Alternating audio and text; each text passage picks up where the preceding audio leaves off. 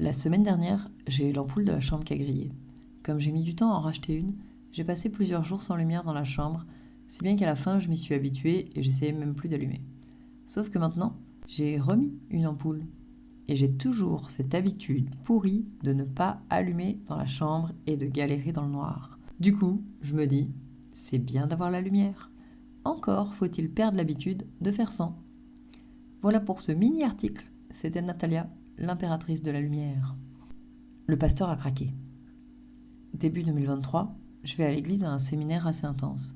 Le pasteur déclare soudain: on va faire un geste prophétique. Mais qu'est-ce qu'il dit encore?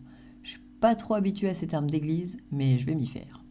Et là, il prend sa femme sur son dos, demande à un homme de l'église de faire pareil avec sa femme à lui, et tous les deux se mettent à courir partout dans l'église.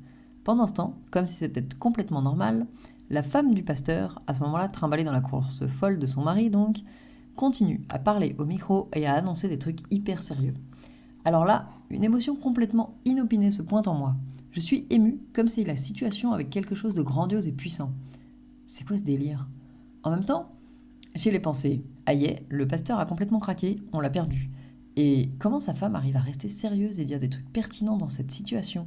Malgré ces réflexions, de personnes normalement constituées, je reste touchée par quelque chose qui me dépasse. Je crois qu'une partie de moi admire leur dévouement. Non, parce que pour faire un truc aussi ridicule, il faut quand même une bonne dose de courage. J'ai dit ridicule? Non, non, c'était pas moi. Mais il y a autre chose. Un je ne sais quoi de super pouvoir que tu trouves même pas dans un film de super-héros américain quand la musique et les effets spéciaux s'accordent pour envoyer tout ce qu'ils peuvent. Je pense que les chrétiens habitués à l'église diraient que j'ai ressenti la présence de Dieu. Je crois que c'est aussi ce qui m'arrive quand je flotte sur des bisounours, dans une joie intense qui ne semble pas s'encombrer d'une raison pour venir en moi, ou que je suis plongée dans une paix sans faille, ou des trucs comme ça. C'est trop fou comme sensation. Je suis trop contente que Jésus m'ait embarqué dans une église avec un pasteur complètement craqué. Enfin, je veux dire, parfois un peu hors norme.